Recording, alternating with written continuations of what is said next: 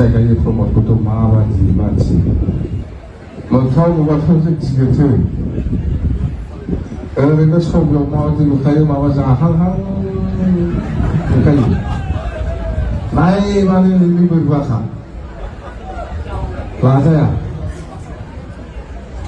माने बिनि बे गोसो सिङाव मा दङ बेखौ मोननांगौ थार माने गोसो सिङाव माबा मोनसे दंखाथारोबा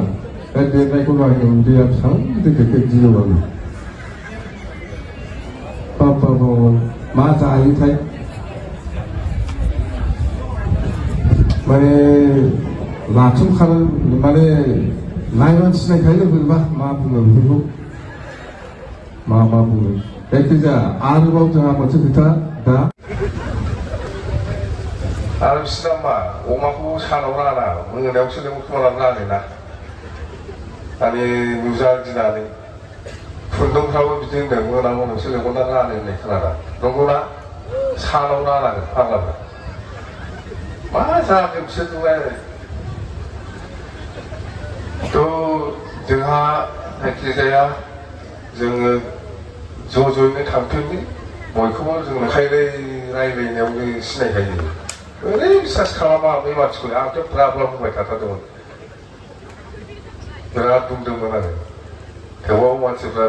माने खेबसे नायथारनि दे नंगौलाय खोमा होननानै होदोंमोनथ' दाथ' थाल मोनबाय जेबो सोलायनाय गैया बेना परिबर्तन एको आहा नहीं परिबर्तन আমার आलम साहब को ऐसे एक दिन परिबर्तन एको आहा नहीं बिटिसि खाली प्रमोद बरो पकेट तो है परिबर्तन होइसे बोले मिथिबाय प्रमोद बर'नि लंपेन्टनि बे सिफियासो सोलायनाय जादों परिबर्तन जादों जाहैदों आगोलाव खालिमोन नामा एबाराव बत्ति जाबाय मिथिबाय नोंगौ बेनो जेबो गैया खालि जानायनिल' फैसाया फैदों बेखौ बोरै बख'नानै जानो बिनिल' सिन्था बैयावदि लामा मोनसे गाज्रि जाफिनना दं बेखौ बानायनांगौ बेहा खेल गैया बेवहाय बुंनानै खाम्फाया बिटिसिनि मानसि नुयो नङा दा बिटिसिनि अफिसाव बेखौ बुंजानानै आंहा एसे दायनांगोन खिन्थु बुंला आङो दे मालाबा बुंदों लाइसेन्सआ मोनगोन आंबो र' एप्लाइ खालामनानै दंखायो आंहा लाइसेन्स गैथ'आ मिथिबाय दे जानला मोनला रायलाबायनो मोना मानसिफोरखौ बेखौ जागोन बे हेलिकप्टार लाना फैबा होख्लायगोन आं बेखौ मिथिबाय दे